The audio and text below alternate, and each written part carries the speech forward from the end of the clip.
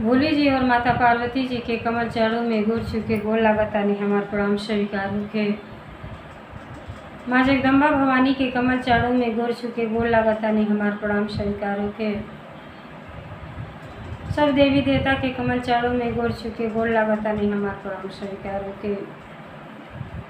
नीलम दीदी और हरिंदर भैया के कमल चरणों में गोर छुके गोर लागतानी हमार प्रणाम स्वीकार होके। सब गुरु भाई बहना के कमल चरणों में गोर छुके गोर लागतानी हमार प्रणाम स्वीकार होके। आशीर्वाद के चाहना बा तो देखी गुरु भाई बहना, हम आप लोगों के परम पिता परमेश्वर माता पार्वती जी के बहुत सुंदर चर्चा तीज पर आधारित हम आप लोगों के एक बहुत सुंदर कहानी सुनाई जाता है। तो कहानी के कबो देखी भोले जी और माता पार्वती जी के चर्चा कहानी कबो आधा बुरा ना सुने के चाहिए। आधा कथा सुनने से परम पिता परमेश्वर माता पार्वती जी के अपमान होला, और पूरा कथा सब सुनो तो आप लोगों के कथा के रहस्य के बारे में पता चली और सुनने पर आनंद भी आई कि कथा से हमके का सीखे के मिला। तो आज हम आप लोगों के तीज व्रत के बहुत ही प्यारा कथा सुना देता हूँ। सीधी जेठानी और तीखी देवरानी पर। जेठानी जौन है इतना अच्छा घर के रहेली, लेकिन सादा जीवन उच्च विचार। जेकर विचार अच्छा बा, एकरे दिल में प्रेम बा, अपने बड़ों के सम्मान सत्कार आदर भावना बा, वो सबसे व्यक्ति महान होला। और वो जेठानी के अंदर सब सर्वगुण संपन्न रही। लेकिन देवरानी के नज़र में वो मालूम पड़ा भिखारी के घर का बाड़ी, उनके हर वक्त उल्टा सीधा बोलते रहे। तो देखी वो सोचे कि लगातार भिखारी घर के आई, शरीर पर शुद्ध कपड़ा भी ना पहने ली, हैसन है हर हमेशा उल्टा सीधा करत रहेली। दोनों जनी तीज के व्रत रहेली। तो देवरानी के बड़ा अभिमान होला कि हम तो नैहरे के अमीरे घर के हई, हमार बाप भाई जवन कह दे तवन लेके आवा, तुरंत फोन कर चीज़ ना बा तुरंत आ जा। तो सामान के बहुत उनके घमंड है। सामान के घमंड अभिमान कबो ना करे के चाहिए। लेकिन जेठान के वही तीज के व्रत पर देवरानी के घर से लहर पटोर आयल बा, जन कहला सिंगार पटार, तो इतना अभिमानी भइल बाड़ी। वही तीज पर जेठान के घर से उनका बाप जौन है बहुत बड़ा अधिकारी रहे ना, विदेश में रहे ना। और जौन है अपने नौकरानी से जेकरे घर में नौकरानी के इतना सम्मान मिलत रहे, नौकरानी रोली फिर भी उनके बड़ा सम्मान के साथ सब अपने घर के सदस्य समझे। वो नौकरानी से हीरा के हार डिब्बा में कोके भेजले रहे लोग तीज व्रत के अवसर पर। जब छोट के डिब्बा देवरान देखली तो मानो का कुछ जेठान के सुना डरली, मगर जेठान कुछ ना बोली। तो देखी कथा में आगे आगे होता का। कथा के पूरा सुनब तो आनंद आ जाई कि स्वभाव में बदलाव लहई के चाहिए, विचार विमर्श कई के कोनो बात निकालने के चाहिए।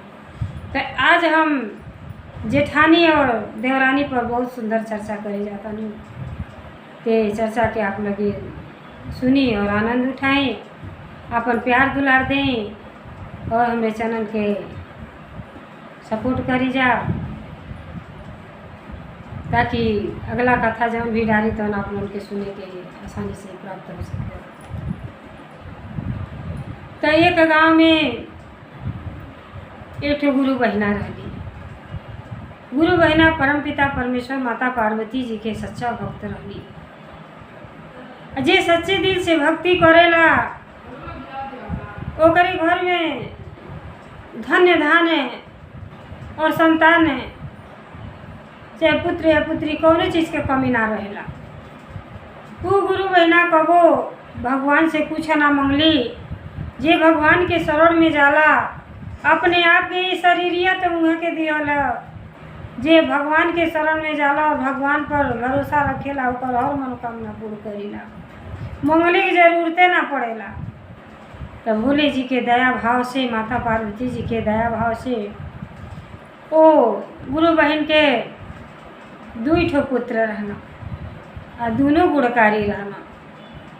बहुत अच्छा लड़के रहना, माई बाप जैसे रहना तो वैसा है लड़कन के संस्कार बनला। जैसा हम अपने बच्चन के संस्कार दे वैसा आगे चल के बच्चन में आइए जाला। दोनों लड़के बहुत अच्छा रहना। बड़का लड़का के विवाह कर देले रहेली और बड़ी बहू जौन घर में आवेली बहू बहुत संस्कारित रहेगी। इतना बढ़ने घर के रहते हुए कबो दिल में अभिमान ना रहेला। उनका बाप जो है अपनी बेटी के नाव से बंगला बनवा के देले रहना और बहुत कुछ देले रहना बिना मंगले। जिनकी गुरु बहिना कुछ ना मंगले रहेली लेकिन वो बहुत संपन्न रहना, सब कुछ देले रहना। लेकिन वो जो लड़की रहेली, बहू रहेली, सादा जीवन उच्च विचार, जेकर सादा जीवन बा उच्च विचार बा वो अब मनई महान होला।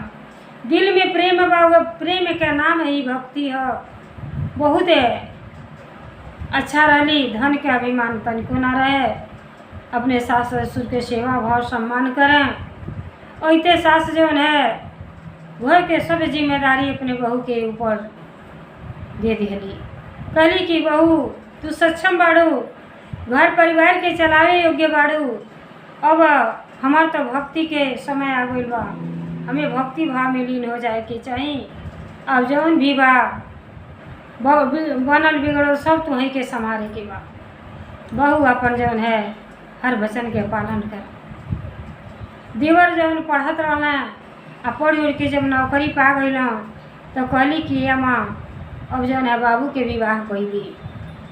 कहली कि बियाह करे के बा तो हम का जानी, और तुम्हें के जिम्मेदारी सौंप देले बानी, तुम्हें अच्छा कोनो रिश्ता देख के इनकर शादी तय करी। भौजाई बहुत अच्छा रही, भगवान जी के परिवार देते के वैसे वो बेचारी लगली लड़की के तलाश में, सोचली कि मने देवर के योग्य लड़का जैसे योग्य लड़की रहे जाने की रास्ता चला तो राम सीता के जोड़ी जैसा लगे। धन से तो मतलब नहीं के, धन से देखी धन लक्ष्मी पोछ डोलावन होली। लक्ष्मी आज बाड़ी बिहान ना रही है, लेकिन पति परमेश्वर तो जिए के आधार होले, जिए के आधार। आज देखी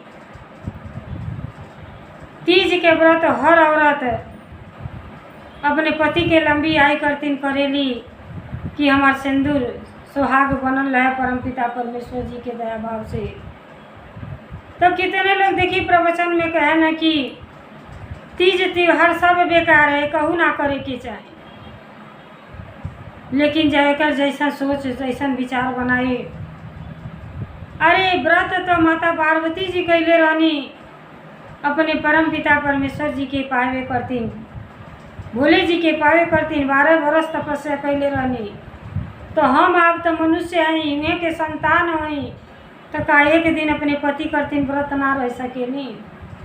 कितने लोग प्रवचन में यो कह देना कि सब त्योहार बहन लोगन का 3 बनल है, पुरुष लोग एको त्योहारे ना रहे ना। तो पुरुष के ऊपर तो बहुते जिम्मेदारी होला। जे स्वाभिमानी बा, जे करे ज्ञान बा, वो अपने परिवार के अच्छा तरह से देख रेख करता। अब शराबी कबाबी के लेके चली कि हम व्रत करतानी, हमार पति पी के नाला में ढिमलाइल बाना, तो उनकर उ कर्म बा। अरे कर्म जेकर जैसन कर्म बा उ कर्म कर रहल बा, उनके वही में आनंद बा। जब अगला कर्म खराब करके आयल रही तो के बुद्धि ज्ञान कहाँ से मिली। जब सुधरल चाहिए तबे आदमी सुधर पाई।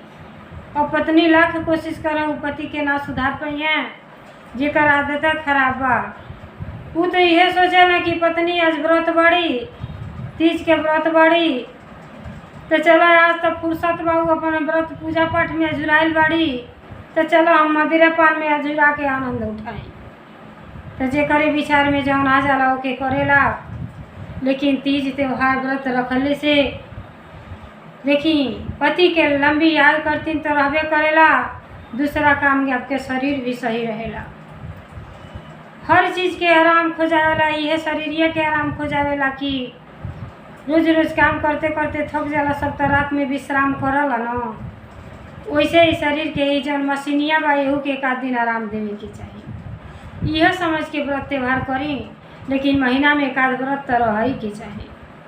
ये गलत ना है, अच्छी बात है, लेकिन जेकरे ज्ञान बा उ करबे करी, जेकरे ज्ञान ना बा तो एक सब कुछ संसार झूठा ही लगी। अब देखी लगली तलाश करे अपने देवर के जो है बहुत रिश्ता आवे, उनके पसंद ना पड़े। अब एक जगह से बहुत बढ़िया रिश्ता आ गई, कहली कि रिश्ता सही बा, ये लड़की बहुत अच्छी बाटी आ हमारे देवर के योग्य बाटी। चुनाव करके बेचारी, अरे केहू तो चेहरे न देखी, मानी चेहरा शरीर देखेला, अंदर के गुड़ तक केहू जानेला ना। परिवार में अले के बाद पता चला कि ये लड़की के अंदर का गुड़ बा। अपने जानत भर सुंदर देख के सुशील लड़की से अपने देवर के विवाह करा देली। अच्छा घराना के रहली, उन्हों के घर में कोनो चीज़ के कमी ना रहल। उनका बाप इकलौती लड़की रहली, हर सामान देले रहना। आजकल तो जनता बानी फैसना हो गई बा, कूलर फ्रिज अलमारी वॉशिंग मशीन सब है केहू देता है, एसी पेसी ये सब चीज़, इलेक्ट्रिक सामान कोनो चीज़ बाकी ना रहा, सब कुछ ले ली। आ जेठान के कुछ दिन पहले आए लली, तो उनका बाप तो उनके घर बना के नया घर दे ले रहना, वही में आए लो। अब जब देवरान उतरली तो देखा तारी कि घर में भाई उतना सुविधा ना भइल बा, सारा सामान ही नहीं के अपने ज़्यादा लौके। अतुरा गईली, देखली तो कहली कि लगता हमार शादी गलत हो गई, इतना हमार जेठनिया बुझाता कुछ ले ही ना आइल बा, महागरीबी घर के बुझाता, लव मैरिज कैले बिया। अब मन में इनके घमंड उत्पन्न हो गई। अब हर प्रकार से नीचे दिखाओ शुरू कर देली अपने जेठान के। अरे पहला रसोई में मीठा बनला, आजकल के वो बांडलिंग बहू रही, शहर के फैसनी चाट चौमीन खाए वाली, घर में कुछ कैले ना रही, खाली बाजार से आजा चाट ले हो गई होता ना काम। अरे देखी गुरु भाई बहना, माई बाप के धन दौलत से अभिमान ना करे के चाहे, ना लइकन के सिखावे के चाहे। कितना हूँ धन रही, लेकिन बना के खाए कवरवा उठाए तबे मुँहवा में जाई। तो इतना संस्कार तो अपनी बेटी के जरूर देवे के चाहिए। हमनों के केहू के बेटिए रहनी हो जा, हमनों के माई संस्कार वैसा देले रही कि सास ससुर मर गईला, लेकिन कबो मौके ना मिलल कि हमार बहू खराब बड़ी बेटा खराब बना, कबो कौन शब्द लोग बोले रहे। जन्म दे दी वाली माई तो छूट जाली, लेकिन ये माई तो जीवन भर वही साथ निभाए वाली माई रहेगी। तो कहे ने माही से रिश्ता बना के रही। सास बहू के रिश्ता एक माई बेटी के रिश्ता होला। जब ये रिश्ता के अच्छे नज़रिए से देखी तो आनंद ही आनंद आ जाए। बहू के बेटी समझी तो देखी घर में कितना आनंद आ जाला। बेटी पैदा कैले से ना बहू भी अपन बेटी होली। अब वो घर में अली, पहला रसोई में ही बैठ के आज नहीं बहू खाना बनई है। बहू के तो खाना बनावे आवते ना रहल। अब वो का कैली, चाउमीन बना दिहली। देहात के लोग चाउमीन खा के रह पाई?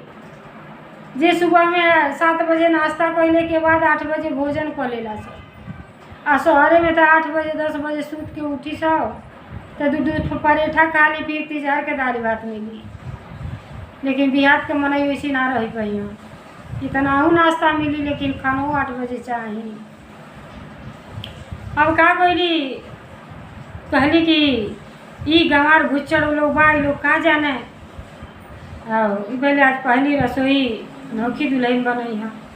नौकी दुल्हन का कैली, चाउमीन बना के अब सब एकत्रित भइल, सब बैठल रहल, भोजन करे खातिर इंतजार करता।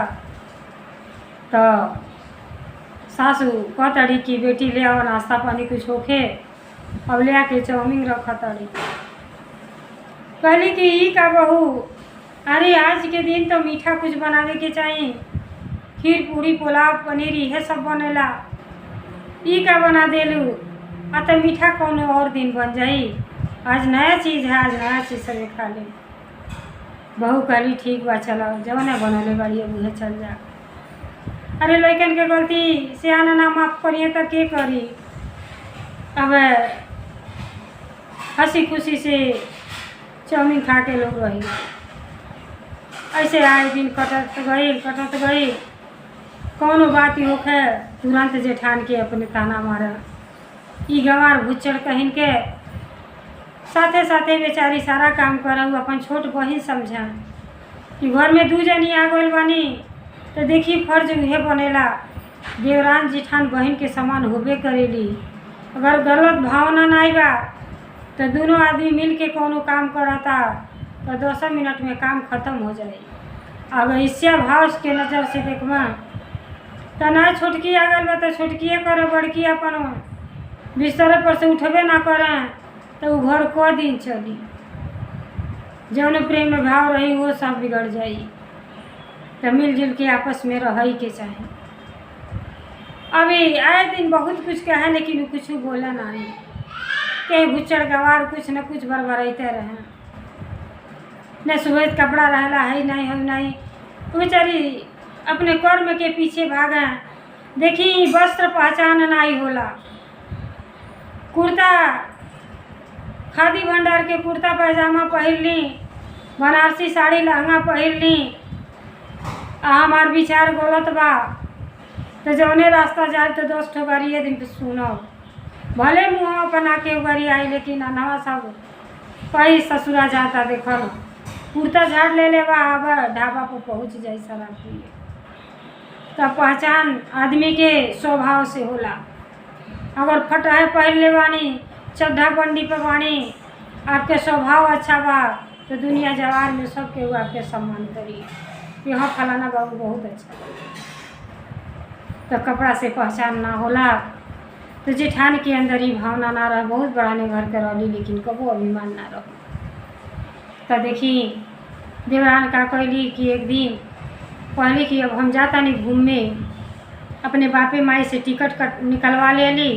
कहली कि अब हम के शादी के बाद कहीं घूमे ना गईली आ जाता नहीं घूमे सके।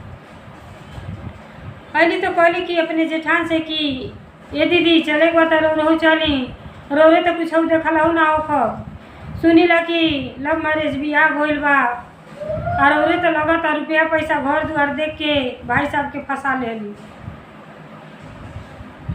कोनो भिखारिये घर के लगता बाणी आ यहाँ तो मौके ना लगल है, भैया बाहर रहेली तो चली रहो के घुमा ले आए। व्यंग बहुत ज़्यादा व्यंग कसे, लेकिन बेचारी वो परम पिता परमेश्वर जी से यह कहें कि हे पिताजी हमके सहन शक्ति दे, सहनशीलता दे। देखी ऐसा ना रहल कि उनके जब बात के जवाब ना दे सकती, वो इनके मन में ही रहल कि हमसे केहू के ठेस ना पहुँचे कोनो बात से।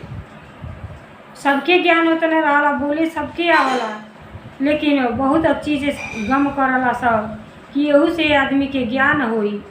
इतना बड़बड़ाते है कहियो तो इनके ज्ञान हुई, बिना कहले जहिया जनिए तहिया मानो पैर तर से जमीन खिसक जाई। लेकिन उनके ही पता ना रहल, यह जानत रहली कि गरीबी घर का हुई।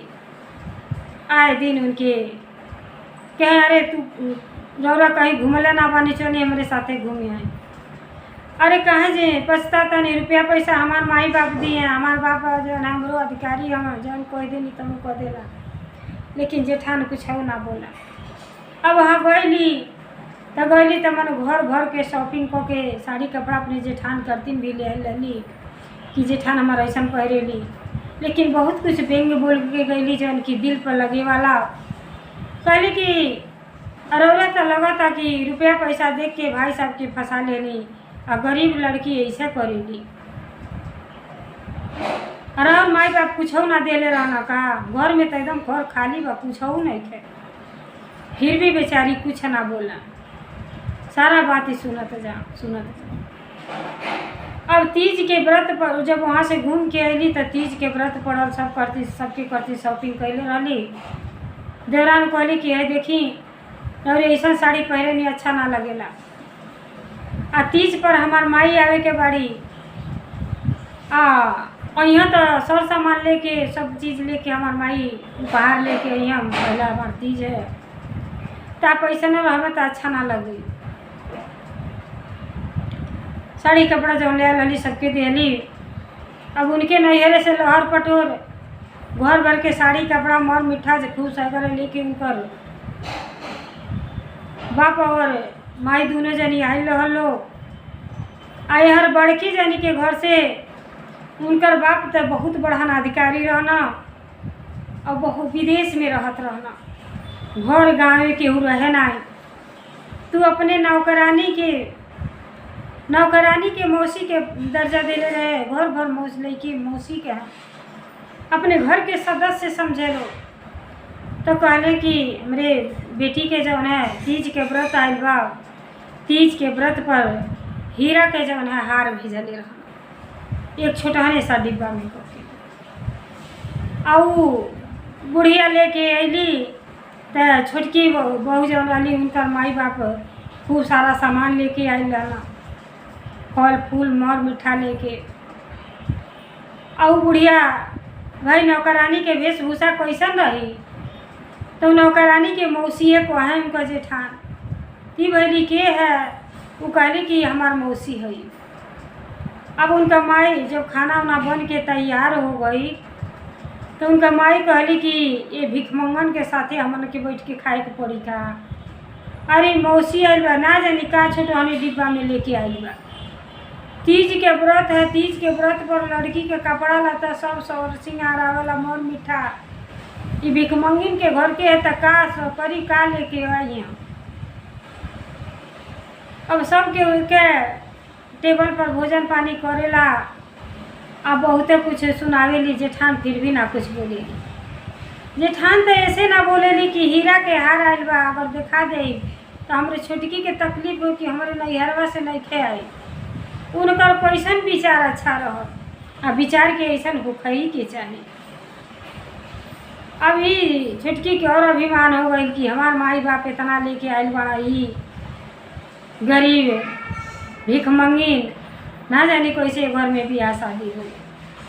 जब ये सारा बात सास सुना तो उनके अच्छा ना लगे, कहाँ से वो अपने बहू लोगन के दोनों बहू के अपने बेटी के समान जाने, गुरु बहिना के ज्ञान रहल, भोले जी से ज्ञान ले रहली तो उनके दिल में अपार प्रेम रहल।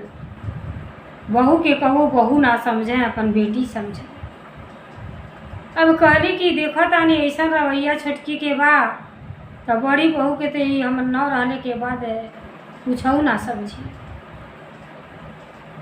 अब का कहली वकील के बोलौली, आ वकील अना तो जौन घर उनका बाप खरीदले रहना तो वकील भेजना कि जमीनिया जौन हमारे बेटी के नावे हो जाए।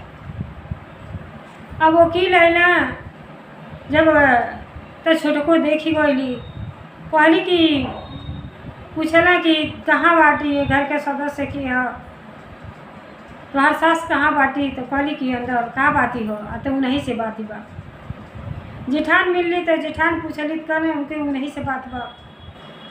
अब यही देवरान के पेटे में करछुल नाचा था कि ये दादा कौन बाती है कि केहू जानी हमसे ना लोग बतावता। अब वकील गईला उनके सास के लगे बातचीत भइल कि ऐसा बा कि बिहान अबे तो सारा काम हो जाए, कागज पत्तर के जौन बा लिखा पढ़ी हो जाए। अब इतना बात देवरान ने जब सुनली तो देवरान के अंदर तो छल कपट पहले से रहल। अब सोचली कि आई हो दादा, ये तो हमार ससुई बड़ा बेकार बिया, लोग तो सज्जी प्रॉपर्टी हमारे जेठानी के नाव करे जाती है। यही से वकील के बोलौले बिया। अब देखी जब वकील है ना चल गई ना, जैसे गई ना तैसे फोन लगावल चालू कर दिली।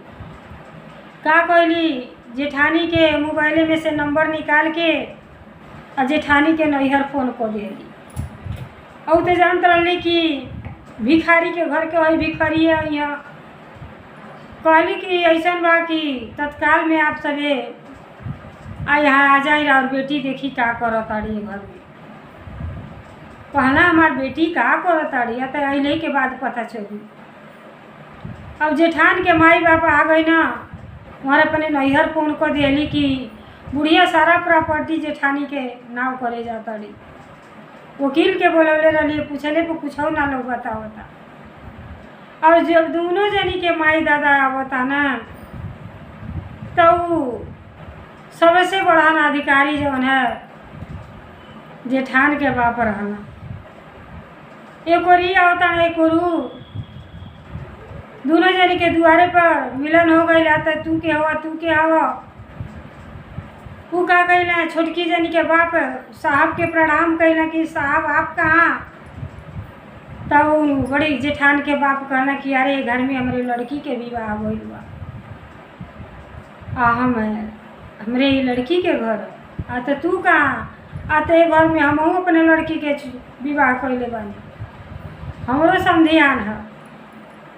अब दोनों जनी के आपस में मुलाकात होता। अब सारा देवरानी देखा तारी कि आई हो दादा, ये तो कहे गरीबे के घर के होई, कबो कुछ कहबे ना करली कि हमार बाप ऐसा हम वैसा हमरे नैहर ऐसा न बा। और मौसी आयल जौने शरीर पर कपड़ों नहीं सुबैत रहल, डिब्बा में कान का लेके तीजी पर, तो आज कहाँ से इनकर माई बापा हो गई ना। अब देवरान आश्चर्य में पड़ गई। जब अंदर दोनों जानी के बाप लोग अल तो गईली प्रणाम कैली और कैली के बाद अपन चाय नाश्ता बनावे लगली। तो बात फिर छिड़ गई। कहली अपने बाप से कि जवन सारा जात बात सब जवन है बूढ़ा जेठानी के नाव करे जाता रही, एक खातिर आप सबके बोलौले बानी। तब सासू सारा सच्चाई बतौली। कहली कि तू ये भ्रम में न रहियो कि गरीबे घर के होई। ई जौन घरवा में तू रह ताड़ू न, इनके बाप का दिहल है। आ कूलर फ्रिज जौन खोजा ताड़ू कि ना ले आयल बाटी, ई हाले में घरवा उनका बाप बेन दिया न। आ वकील जौन आयल न, वो इनके नावे घरवा लिखे आयल न। ई घरवा हमार नाई हो, हमार तो घर गांव में बा। अब मानो देवरानी के पैर तलो जमीन खिसक जा, शांत हो गईली और अपने जेठानी के पैर पर गिर गईली। कहली कि आखिर मौसी के आयल हल फटा फूटा कपड़ा में डिब्बा में काले के। कहली कि देखो उ जौन है हीरा के हार लेके आयल रही, हमार पिताजी भेजले रहे। लेकिन हम तो के ऐसे ना देखौनी कि देखले के बाद तकलीफ होई कि जेठनिया के हई चीज़ बा हमारा नहीं के। तो हम ना तो के ठेस पहुँचाओ चाहते हैं। तो के तो शुरू से हम अपन छोटहन बहन मान ले आ जीते जी है रिश्ता चली, तुहरे दिल में भले जवन भी हो। देवरान लगली फूट फूट के रोए और जेठान के पैर पर गिर गईली। कहली कि ये दीदी हमसे बहुत भारी भूल भई, हम धन के अभिमान में घमंड में परिवार के परिवार ना समझली। तो बात सत्य है कि धन से धनवान आदमी ना होला, दिल बड़ा होके के चाहिए, दिल बड़ा होके के चाहिए। अब देखिए वही समझदारी उनके परमपिता परमेश्वर दया भाव कैले, माता पार्वती जी के दया से उनकर सारा घमंड अहम दूर हो गई और सारा गुस्सा प्रेम में बदल गई। वही जेठानी से अपार प्रेम करे लगली, अपार प्रेम करे लगली लोग। और अपने अपने पिताजी से क्षमा मांगली, जाके पैर पर गिरली कि हे पिताजी, हमसे अनजाने में बहुत भारी भूल हो गई और हमके क्षमा कर दी। ऐसा गलती कबो ना होई। घर में मन के प्रेम भाव से रहल जाए आ धन दौलत तो जीवन में कुछ हो ना।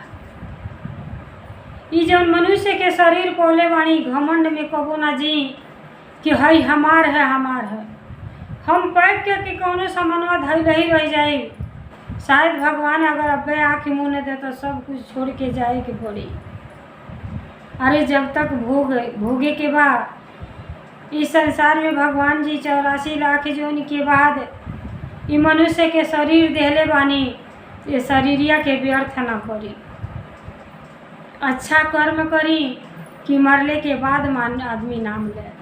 परिवार में ऐसा रही कि श्रवण के कितना वर्ष हो गई लोई, लेकिन पुत्र कहला सब कीजिए कि भगवान पुत्र दे श्रवण जैसा दे।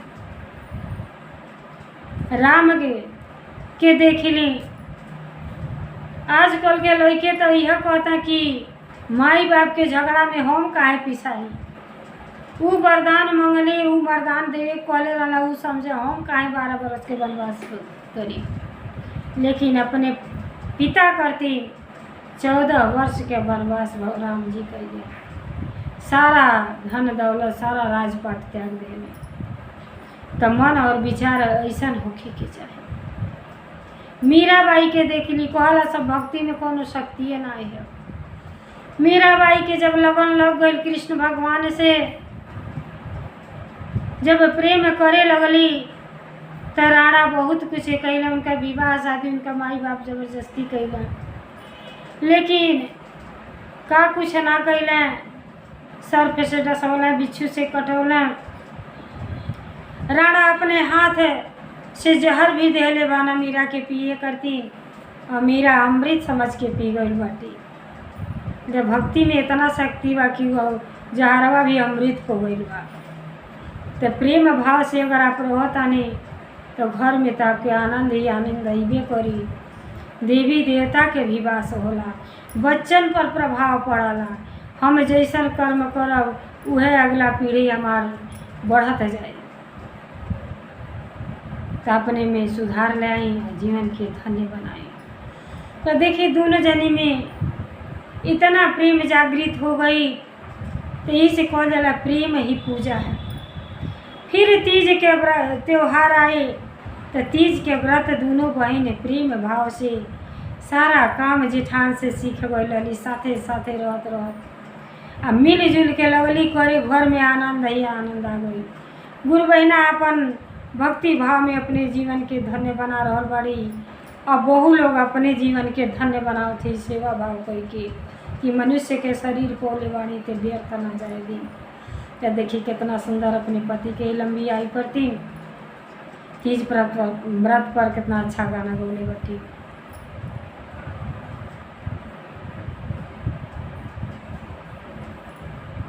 निर्जल उपवास करी तीज त्योहार है, मांगी आशीर्वाद।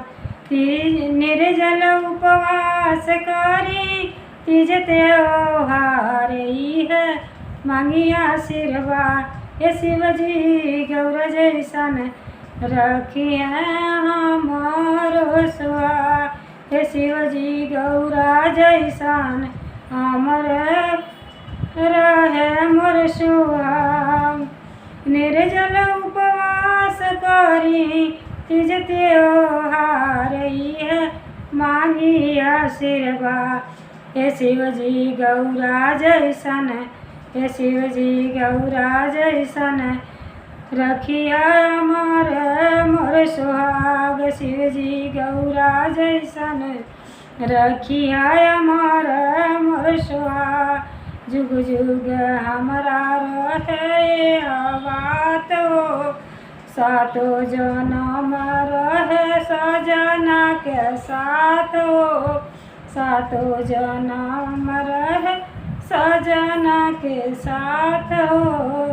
लमहर उमरिया दिया, लमहर उमरिया दिया, हमारा बलम के देखिए करी से निरायाबाद। लमहर उमरिया दिया, हमारा बलम के करिया से निरायाबाद। हे शिवजी गौरा जैसन, हे शिव जी गौरा जैसन रखिया मोर मोर सोहाग। शिव जी गौरा जैसन रखबै मोर मोर सोहाग। अरे सखिया साले हर हमर घर परिवार के, सखिया साले हर हमर घर परिवार के, रखिया सलामत हमरो नैहर ससुराल के। सखिया साले हर हमरो घर परिवार के, रखिया सलामत हमरो नैहर ससुराल के।